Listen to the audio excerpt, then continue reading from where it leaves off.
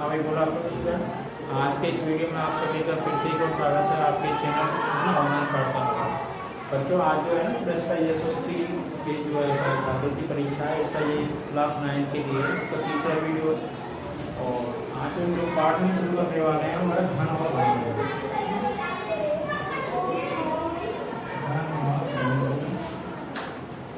Chapter number 7 है ना, और ये है चैप्टर 9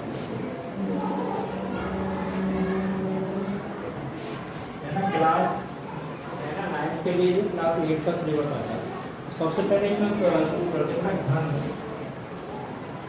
है ना, क्यू ऑफ ए नंबर।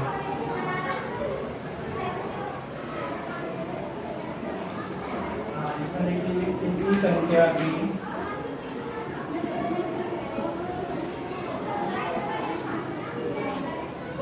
लगातार 3 बार गुणा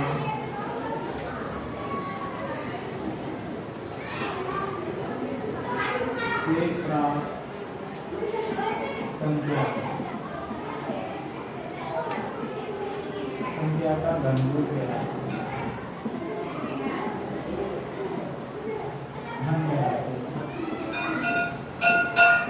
घन को अंग्रेजी में नहीं या है ना, किसी संख्या की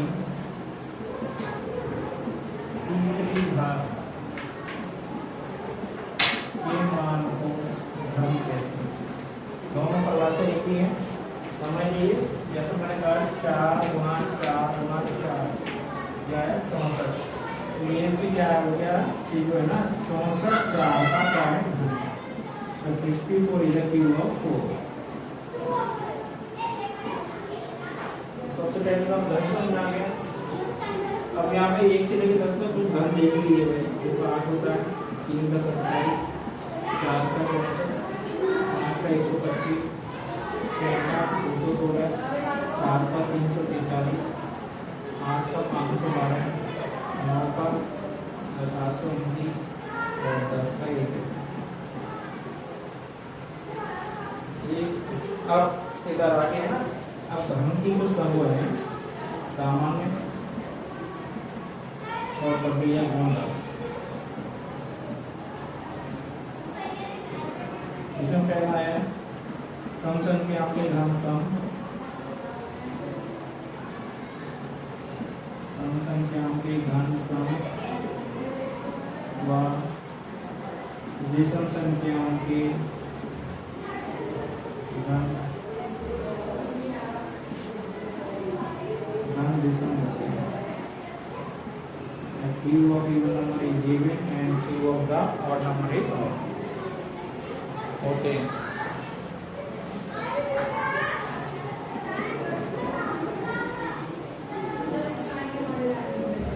यहाँ बैकवर्ड करके कुछ भी करके इसको लिख लीजिए। दोनों बातें हैं ना, कुछ सीधे सीधे सवाल आते हैं इन रिजल्ट्सों में, ये भी तुम्हें जानना जरूरी है। दूसरा क्या है, जैसे मैंने कहा 1 का घन होता है, एक में 3 जोड़ देना है। 3 क्या है विषम संख्या है, यानी 2 विषम संख्याओं का योग कितना आ जाएगा 1 2 3 में 3 + 5 3 + 5 3 + 5 कितना हो गया 8। 8 किसका घन है 2 का क्यूब है। लेकिन पैटर्न है अब 5 नहीं आएगा तो क्या अगला 7 + 9 + 11 कितना हो गया 27। ये 3 का घन है, ठीक है। आगे जो है 13 + 15 + 17 + 19 ये आपका 64 हो जाना है। और ये 4 का घन, यानी कि विषम संख्याओं के है ना, इस तरह के पैटर्न को आप यूज करेंगे तो इस तरीके के रिजल्ट्स आपको मिलेंगे, ठीक है। आगे और देखिए रिजल्ट नंबर 3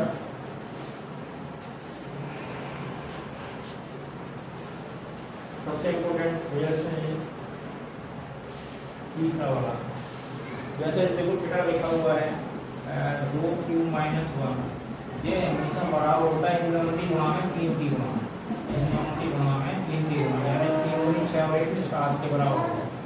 अब जैसे मैंने कहा, जैसे यहाँ पर आप लिखेंगे 3 का क्यूब - 2 का क्यूब, इसको कैसे निकालना है 1 + 3 × 3 × 2, इसको इस तरीके से लिखेंगे। इसको इस तरीके से लिखेंगे। ओके, 18 19। तो आपको ये दोनों रिएक्ट समझ में आ गया बेटा। तो आगे देखिएगा, जैसे मतलब 4 की -3 की, इसको कैसे लिखे हैं, 3 × 4 × 3, 4 की 12 की 36 है। इस तरीके से अगर है ना कोई लगातार संख्या का जो घन है ना, उसका जो रिजल्ट है वो क्या बराबर होता है, उन दोनों की गुणा में 3 की गुणा से 1 ज़्यादा होता है। उन दोनों की गुणा में 3 की गुणा से 1 ज़्यादा होता है ना। अगर दो लगातार संख्याओं के घनों का अंतर, इसको कैसे लिखेंगे, दो लगातार संख्याओं के घनों का अंतर उन दोनों की गुणा में 3 की गुणा से 1 ज़्यादा होता है। आगे देखिए चौथा है आडी रामानुजन संख्या। आडी रामानुजन संख्या है, इसमें सबसे छोटी संख्या होती है 17 29। आडी रामानुजन संख्या क्या होती है, वे संख्याएं जिनको दो घनों की संख्याओं के योग के रूप में लिख सकते हैं। ऐसी संख्याएं जिन्हें दो संख्याओं के घनों के योग के रूप में दो तरीके से लिखा जा सके, ऐसी संख्याएं आडी रामानुजन संख्या कहलाती है। जैसे 1729 है, इसको हम लोग कैसे लिख सकते हैं, देखिए समझिए। जैसे हमने कहा 10 का घन प्लस 9 का घन, ये गया प्लस 719, 1729 हो जाना। दूसरा इसको एक और तरीके से लिखा जा सकता है, वो है आपका 12 प्लस है ना, 12 प्लस 12 का क्यूब प्लस ये 1728 प्लस 1, ये 1729 फिर से हो गया। ठीक है, ये सबसे छोटी है आडी रामानुजन संख्या। इसके बाद दो संख्याएं और हैं, दूसरी ये है 4104 है। इसको कैसे कैसे लिख सकते हैं, इसको लिखेंगे 2 का क्यूब और 16 का क्यूब, 2 का क्यूब और 16 का क्यूब। 2 का क्यूब होता है 8 और 16 का 40 है ना। आगे दूसरा क्या है, दूसरा इसका पैटर्न होता है बेटा 9 का क्यूब प्लस 15 का क्यूब, 9 का क्यूब प्लस 15 का क्यूब। 9 का क्यूब 729 और 15 का होता है आपका 3373। आगे देखिए तीसरा है, इसमें एग्जाम्पल ये तीनों आपको आने चाहिए। 138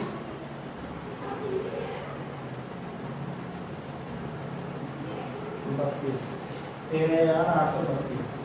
इसको लिखा जा सकता है आपका 18 का क्यूब और 20 का क्यूब, 18 का क्यूब और 20 का क्यूब। 18 का होता है 5832 और 20 का आता है। आगे दूसरा पैटर्न है इसका 24 का क्यूब और 2 का क्यूब, 2 का क्यूब और 24 का क्यूब। 2 का क्यूब होता है 8 और 24 का क्यूब होता है आपका 13,824।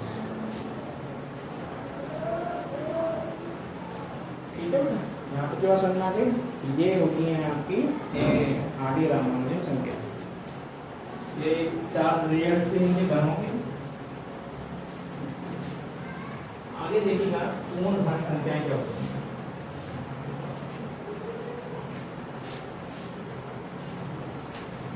पूर्ण घन संख्याएं,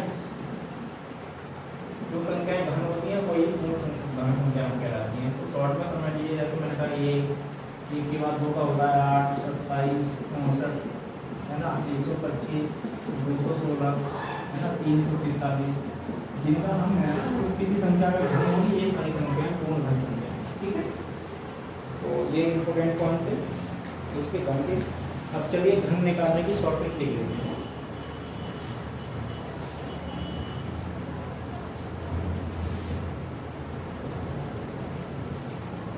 घन निकालने की शॉर्टकट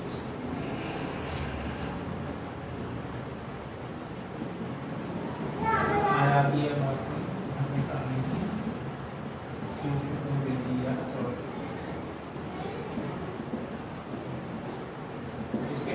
एक ही समझ लो। जैसे मैंने छोटी संख्या लेनी है 12, जिसका आपको घन निकालना, तो सबसे पहले क्या करना है, इसका वर्ग लो। 1 का वर्ग 1, 2 का वर्ग 4। अब करना क्या, पहली संख्या का घन 1 और दूसरी संख्या का घन 8। अब इसकी कैंची मान गुणा करेंगे हम लोग इसमें। ठीक है, इसके साथ गुणा करेंगे कितना जाएगा 2 और इसके साथ गुणा करेंगे कितना 4 है ना। इसको इस तरीके से लिखेंगे 2 और 4। अब क्या करना है, अब इनको डबल करके लिख देना, 4 का डबल 8 और 2 का डबल 4। अब इनको जोड़ दीजिए 8 8 और 4 12 12 का 2 आंसू 1 7 अच्छा तो मानो आपको निकालना 42 का 2 का वर्ग होता है 4 और 4 का वर्ग 16 ठीक है। यहाँ पर ये वर्ग अब इसके ऐसे कैसी मान पहले 4 का घन के लिए कितना है 64 और 2 का घन होता है 8। अब इसकी गुणा करेंगे 16 दूनी 32 इधर 4 का 16 ठीक है। अब क्या इनको डबल करते हैं 32 और इधर 64 जोड़ दिए ये 8 ये 6 और 2 8 ये 3 और 4 है यहाँ से चला जाएगा इधर आ जाएगा 4 और 2 6 6 और 4 10 और ये यहाँ पे 10 और ये यहाँ से फिर 10 हो गया तो ये 42। इस तरीके से आप इजीली है ना घनों को निकाल सकते हैं।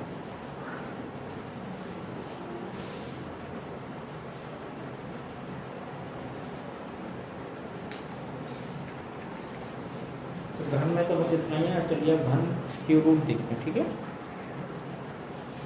हाँ देखिए तो घनमूल है किसी भी संख्या की 1/3 में मूल के है ना रूट से मान को है ना मूल को बोलते हैं रूट के वैल्यूज को उसका क्यूब रूट बोलते हैं।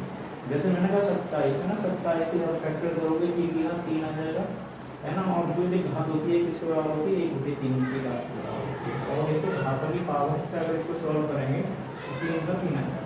27 का घनमूल 3 है। आगे देखिए अविभाज्य गुणनखंड विधि क्या है। अविभाज्य गुणनखंड विधि प्राइम फैक्टराइजेशन मेथड बोलते हैं इसको। तो इसमें करते क्या है हम लोग जैसे हम वर्ग निकाल देते तो वहाँ क्या करते थे 2 के जोड़ना है। तो यहाँ आपको 3 के बनाना है कितने कितने के 3 के फिर से है ना 3 में से एक संख्या उठा लेंगे। जैसे यहाँ से 5 आगे निकल गया 7 आगे 7 हो गया 35 42 75 का कितना आ जाएगा 35 आ जाएगा बाई का प्राइम फैक्टराइजेशन मेथड। अब है ना अब हम आपको शॉर्टिंग सिखाई देते हैं जैसे सवाल में आया था शॉर्टिंग देखिए।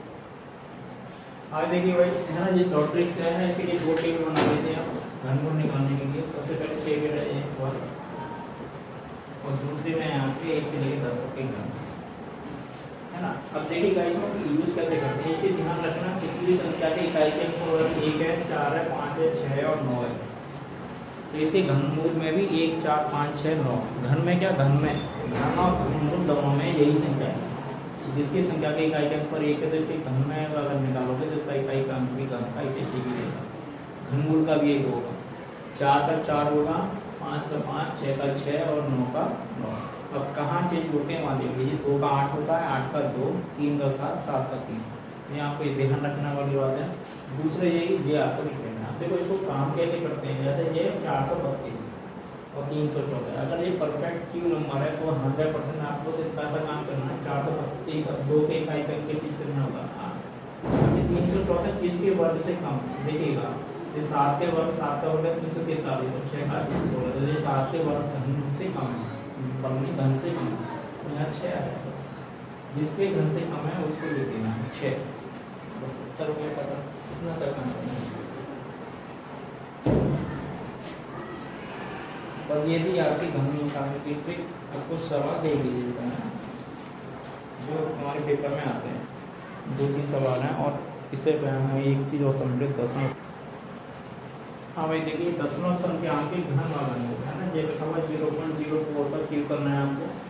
सबसे पहले आप है ना सिंपली दशमलव हटा लेंगे। जैसे हमने सिंपली दशमलव हटा लिया 4 का कितना होता है 64 अब नीचे दशमलव हटाने का मान आता है 100। तो जब हम 100 का घन करेंगे कितने जीरो हो जाने 4 जीरो हो जाने कितने वो 6 जीरो हो जाएगा ठीक है 2 जे और 3 गुना कर देते हैं अंकों का तो 3 गुना कर देंगे 2 शून्य हो गए कितने शून्य हो गए 6 शून्य हो गए। अब देखिएगा हमारे पास 2 अंक पहले से हैं ऊपर तो हमारे टोटल दशमलव अंक कितने आएंगे अगर नीचे 6 जीरो आ रहा है तो 6 ही आएंगे तो 4 जीरो अपन लोग लगा 2 हमारे पास थे 4 और लगा लिया। इस तरीके से ये इसका आंसर आया 0.000064। आगे देखिएगा इसको अगर स्क्वायर रूट निकालना है स्क्वायर रूट कैसे निकालेंगे तो वो सॉरी क्यूब रूट निकालना है। क्यूब रूट निकालने के लिए क्या करना है फिर से वो दशमलव हटा देना है आपको दशमलव हटाते ही आगे के सारे जीरो बेकार हो गए। अब देखिए नीचे कितने जीरो आ गए 9 जीरो आ गए 1 3 3 9 जो नीचे का घनमूल आएगा वो आएगा 1000। कितना आएगा? 1000। घनमूल में 1/3 कर देना है जीरो की संख्या, और घन में 3 गुना कर देना है। आगे ऊपर निकालेंगे 97 36 का, तो फिर से निकालेंगे। देखिएगा 6 है तो 6 का 6 होता है, और 97 किसके घन से कम है? 5 का 125 होता है, 4 आ जाएगा। अब देखिएगा हमारे पास 3 जीरो है, नीचे 2 अंक है, कितना हो जाएगा इसका? 0.046, क्योंकि हमें ऊपर 3 ही अंक है, क्योंकि 3 जीरो है इसलिए। ठीक है, 2 हमारे पास है, 3 जीरो। इस तरीके से हम दशमलव संख्या के घन और घनमूल निकाल लेते हैं। आगे दूसरा वाला देख लीजिए, जो आपकी परीक्षा में आपके पास इतना ही है।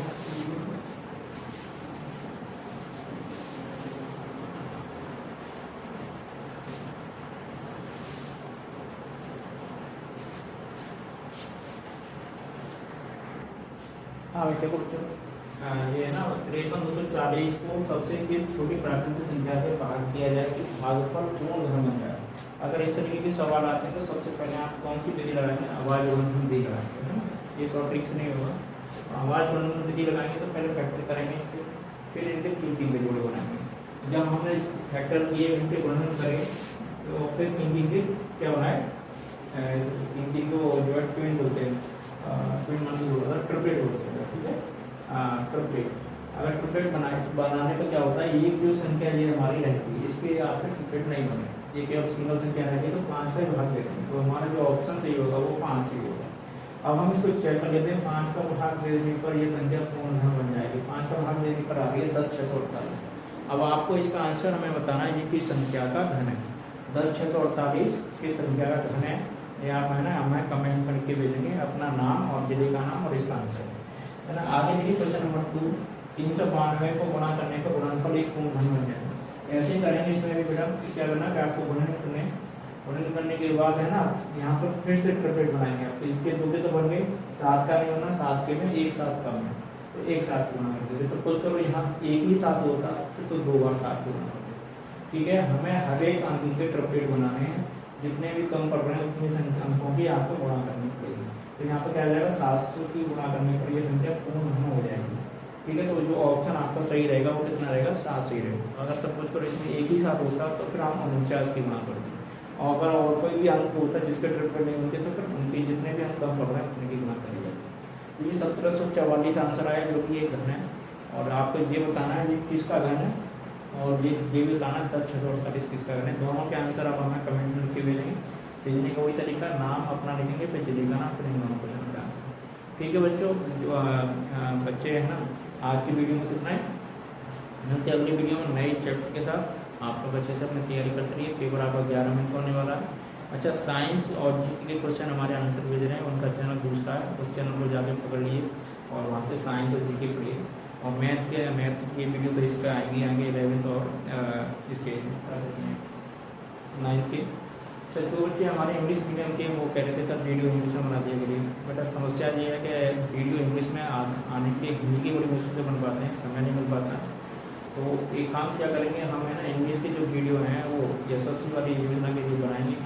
दूसरा है इंग्लिश वाले जो वीडियो के इस समय हम आपको वीडियो नोट्स दे देंगे, इनके फोटो खींच के गूगल पर डाल देंगे ताकि आप लोग अच्छे से अपनी तैयारी कर पाएँ।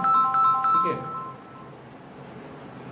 तो ठीक है बच्चों, अपने अच्छे से तैयारी करिए। धन्यवाद, मिलते हैं वीडियो में नए चैप्टर के साथ। अच्छा, जिन बच्चों ने अब तक चैनल नहीं जुड़े हैं वो चैनल से जुड़ जाएंगे और चैनल को अधिक से अधिक शेयर करा करें आप लोग वीडियो को, और ताकि हम अधिक से अधिक बच्चों को भला कर पाएँ।